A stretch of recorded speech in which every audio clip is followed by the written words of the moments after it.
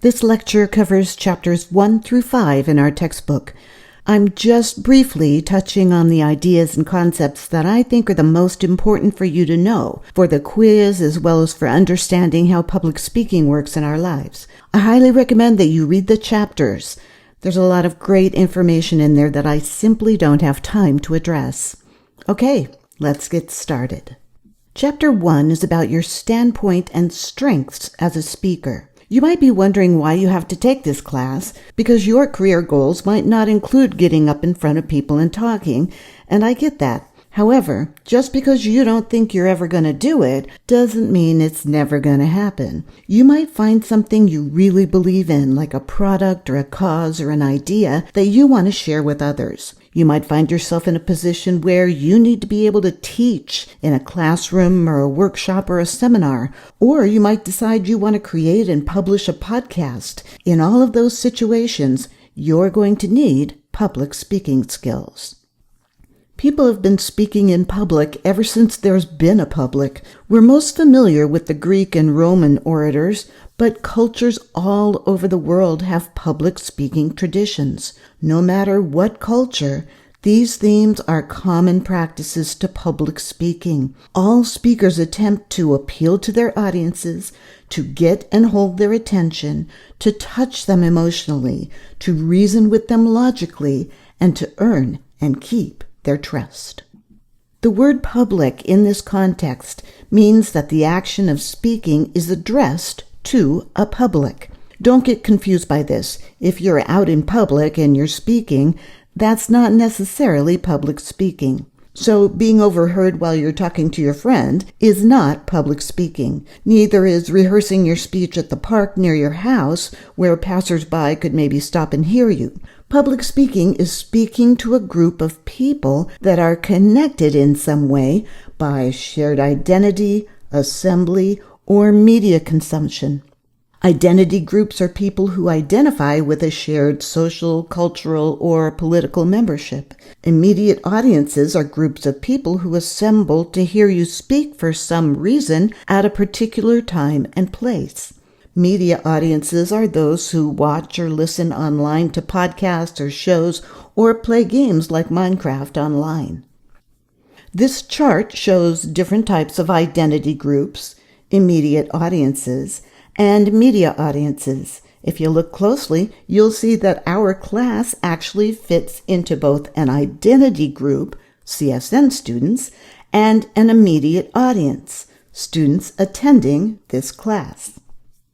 Sharing who you are is the key to connecting with the publics you address. You need to understand your unique standpoint. Your standpoint is more than just your point of view. It's your awareness of where you are from a social standpoint, also called your social location. The book refers to this as our intersectional standpoint because we have multiple identities and we're defined by all of them. That's why we are all so unique and different. We all have different experiences, knowledge and skills, values and passions, and we all present ourselves differently and identify differently. Understanding your strengths and even your weaknesses is a source of power that we can use to connect to our audiences. I like that the textbook refers to the speaking situation as a set of resources. Most students think of having to speak as unpleasant, but if you look at it from the perspective that these elements are all resources you can use to create an effective speech, that's great. The 4 elements are the speaker, audience, context, and purpose. As the speaker, you'll use your strengths to connect to the audience and share information with them. The audience is the group of people who will listen to you speak. In this case, all the rest of us in the class. And remember, I'm only one of many others who make up your audience.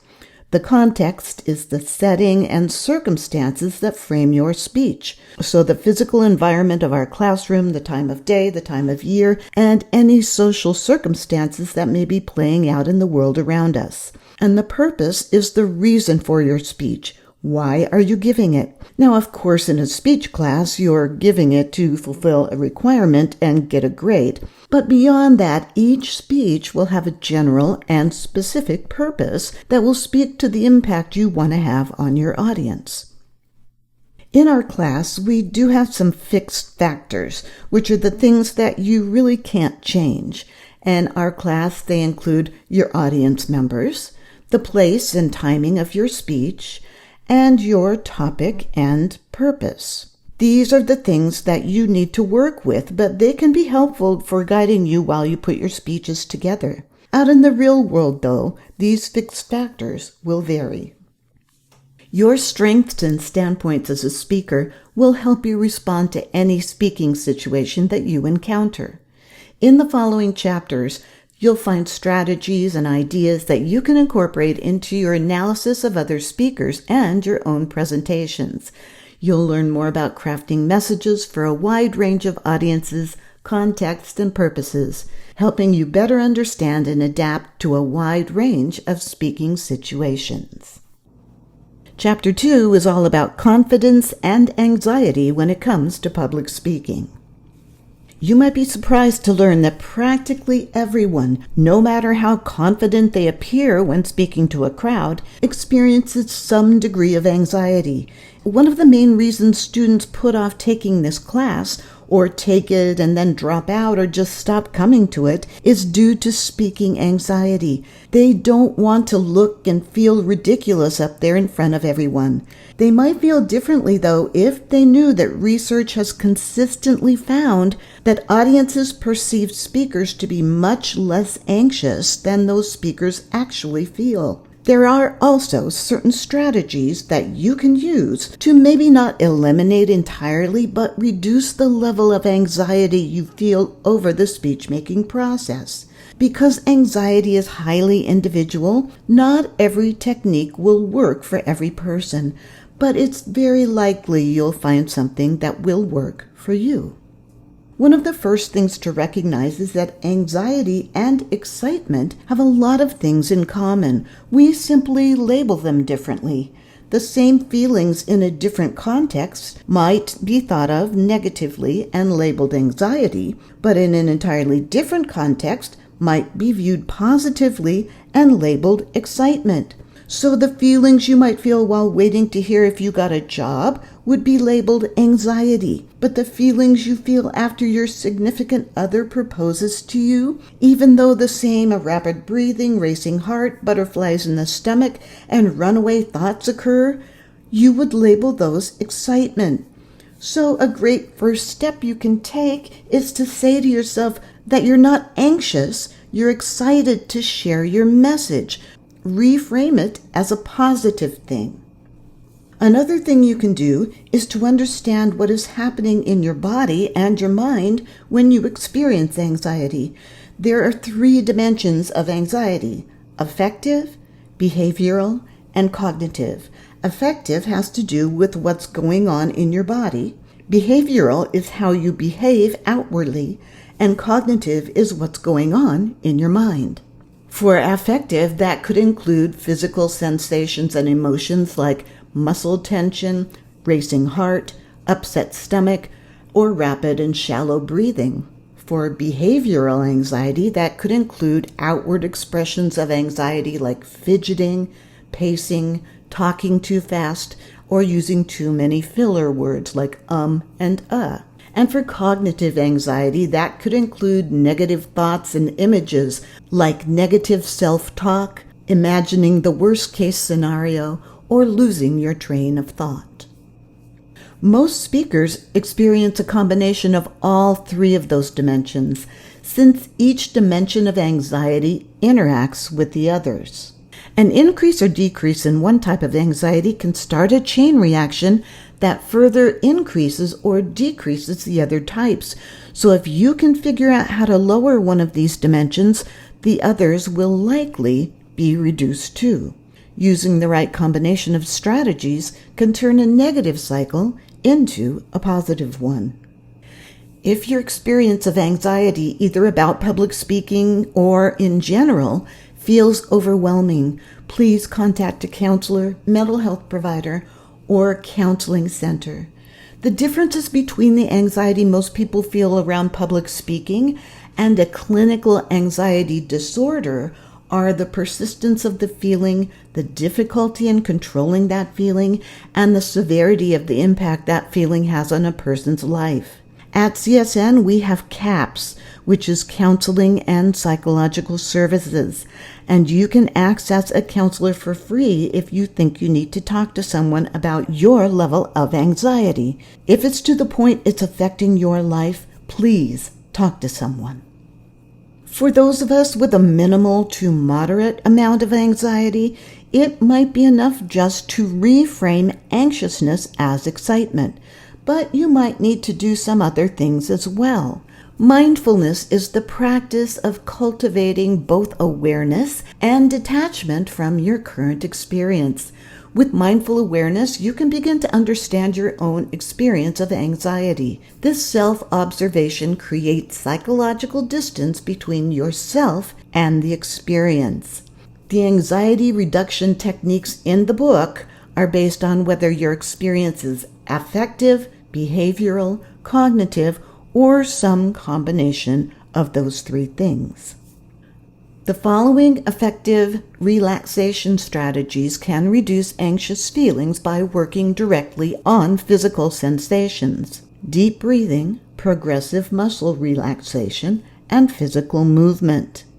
Deep diaphragmatic breathing and progressive muscle relaxation, both of which are discussed in the textbook, are very good, as is simple physical movement like walking, yoga, stretching, dancing, just moving your body around. Those things can all help release a lot of tension. The following cognitive strategies can help you address the root of that anxiety: recognizing your inner critic, creating empowering beliefs, and using positive visualization. We are always our worst enemy when we're anxious. All those thoughts telling us we can't do it or will never succeed, step away from them and see them for what they are. They are not you. Create empowering beliefs. Replace those voices with positive self-talk. The book gives several ways to do this. And use positive visualization. Instead of imagining the worst-case scenario, imagine yourself giving a successful speech. Take yourself through every step of the speech in a positive way. The following behavioral strategies can help you reduce anxious behaviors and ease your anxiety: reducing environmental stress, seeking support, and prepare and practice. Do your best to make sure your environment is supportive.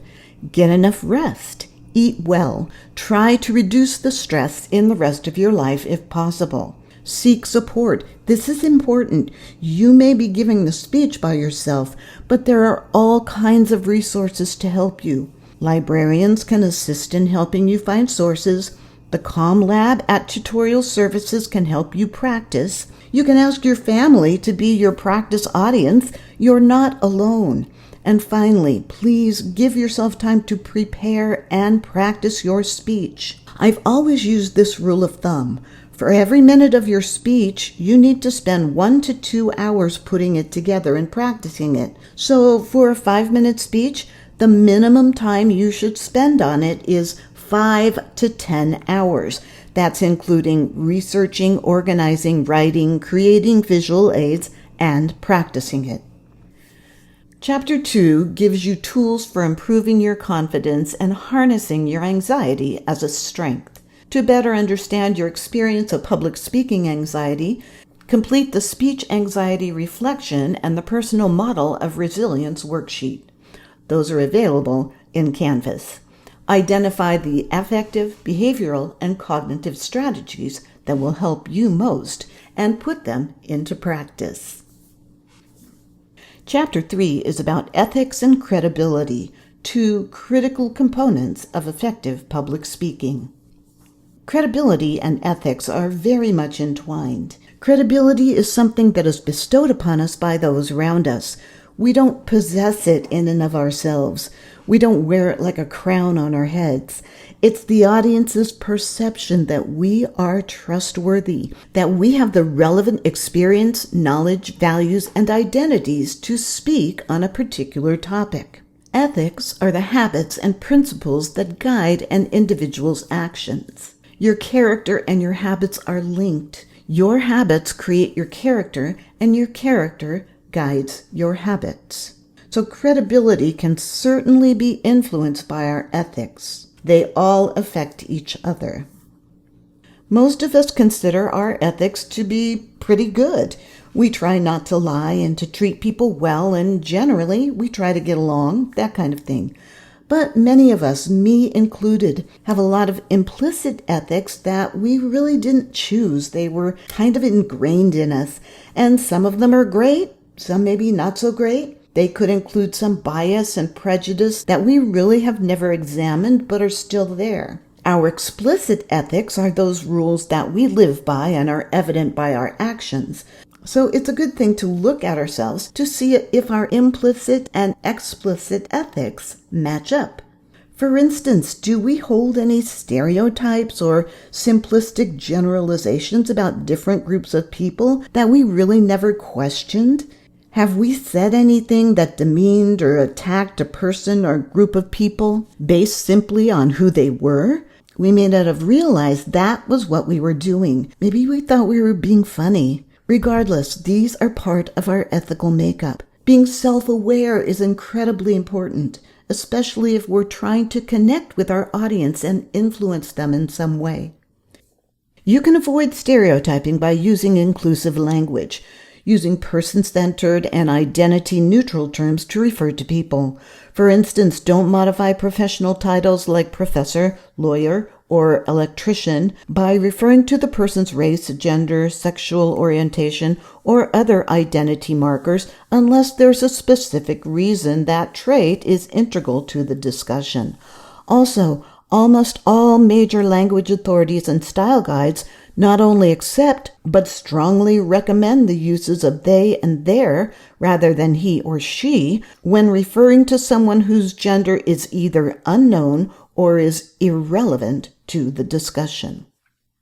Your credibility, remember, it's the audience's perception of your trustworthiness, knowledge, and ethics, may be close to zero at the beginning of your speech if they don't know anything about you, or you may already have established some credibility with the audience beforehand. Regardless, the credibility you begin the speech with is your initial credibility. It's up to you to build on that, to share your gifts, your perspectives, your ideas, and hopefully at the end of your speech, your terminal credibility will be much higher than what you started with.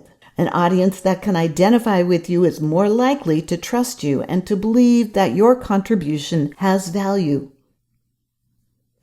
Let's move on to Chapter 4, Listening and Responding.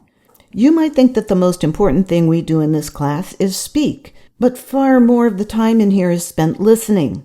Think about it. Your introductory speech is 2 to 3 minutes, your informative speech is 4 to 7 minutes, and your persuasive speech is 5 to 8 minutes.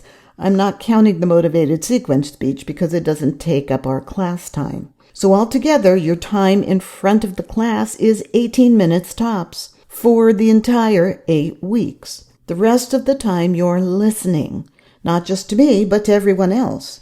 So listening is incredibly important, not just here, but everywhere else in our lives.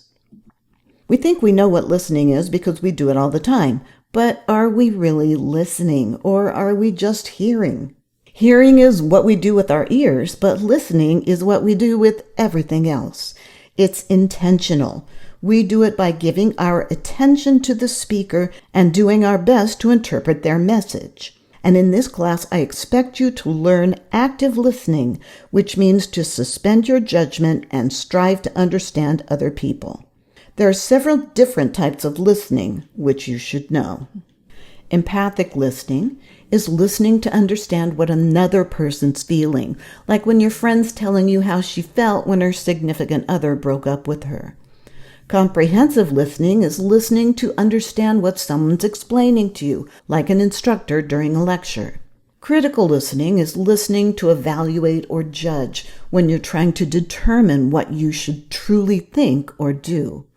And appreciative listening is listening for pleasure, as when you're listening to your favorite comedian or musical artist.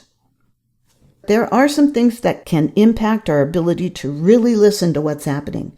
The idea that we don't want to hear what we don't like, or that we don't want to say what we really think and then have other people trash us, can create what are called echo chambers. And that's a context where people only encounter others who express similar views. Web-based platforms like social media can place each of us into personalized echo chambers known as filter bubbles.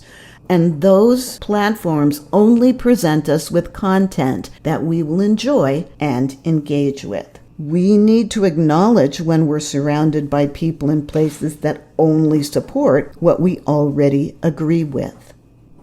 And if you're going to be in this class, you need to create a context where all speakers are affirmed, heard, and valued. You need to be able to acknowledge the limits of your own standpoint. Recognize that not everyone may share your standpoint, and respect people who don't share your viewpoint.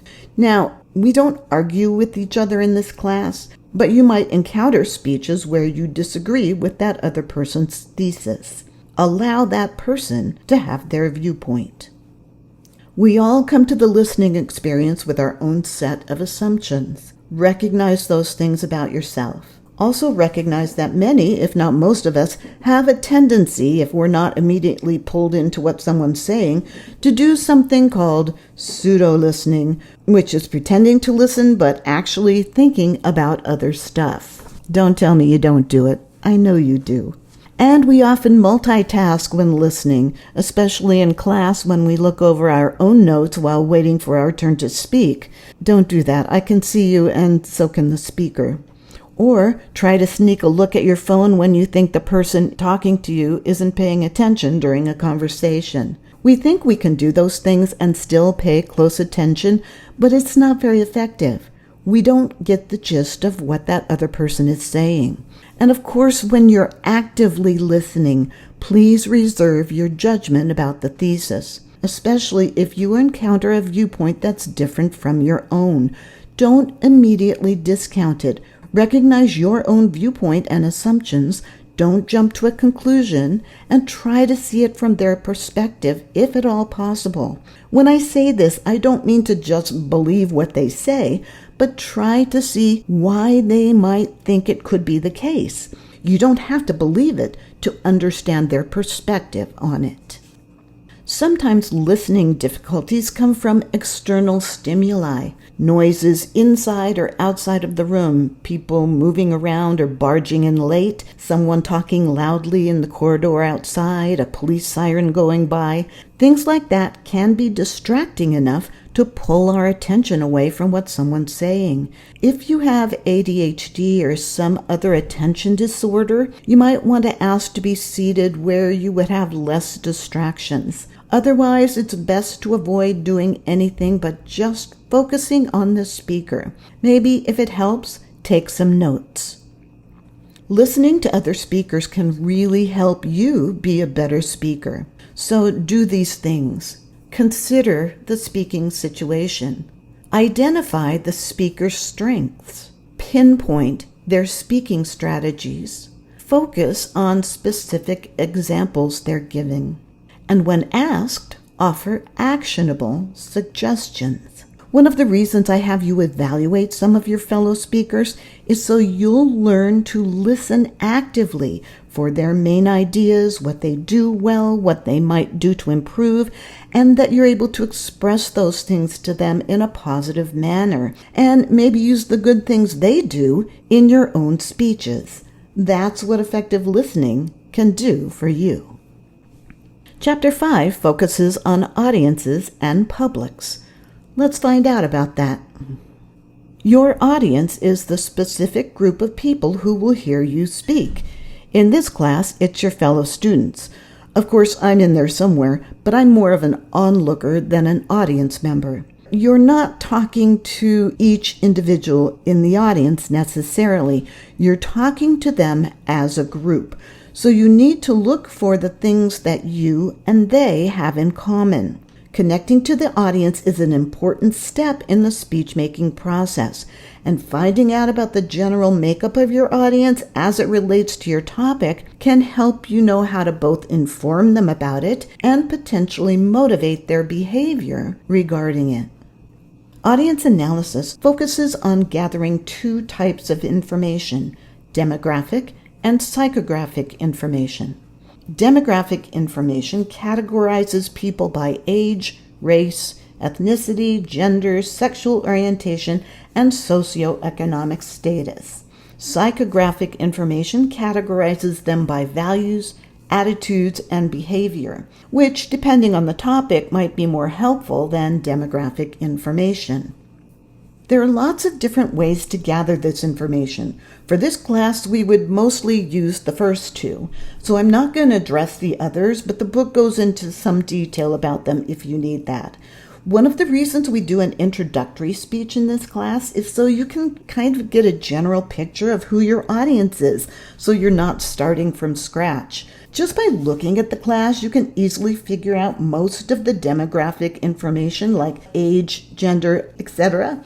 But figuring out the psychographic information as it relates to your topic, you could certainly have conversations with your fellow students about your topic and find out what, if anything, they know about it.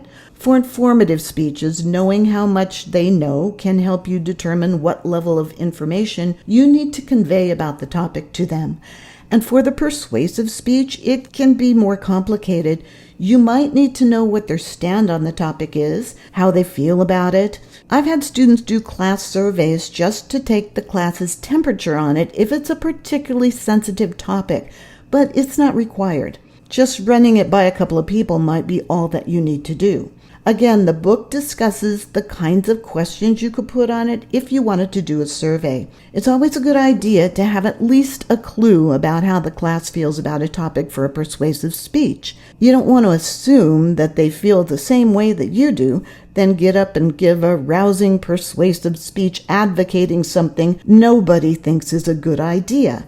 There are ways to support something that's generally unpopular without alienating the entire class, and that's obviously not one of them, but you'd need to know that about your audience in advance, so that's something to consider. In any speech, but particularly for a persuasive speech where there may be resistance to your thesis, find the common ground that unites all of you together.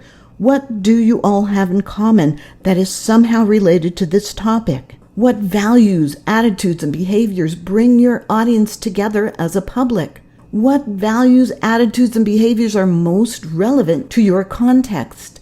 What values, attitudes, and behaviors best support your purpose? How can you connect their common interests to your own standpoint and strengths as a speaker? There is always something, no matter the topic, no matter the context. When we get to persuasive speaking, we'll talk more about that. Depending on the level of opposition you may face, acknowledge the opposition without judgment or condemnation. Concede the difficulty of discussing the issue. Praise the audience for their willingness to listen. Acknowledge the limits of your own perspective. And turn to the larger stakes or common values that you share with the audience. And of course, you can't make people change their minds, so it's crucial that you acknowledge that they're going to listen and interpret your presentation from their own particular social location. Respect the diversity of their unique perspectives. Adapting to your audience is essential. With effective adaptation, you can turn even the toughest audience into a unified, engaged public. This is the end of the lecture on chapters 1 through 5.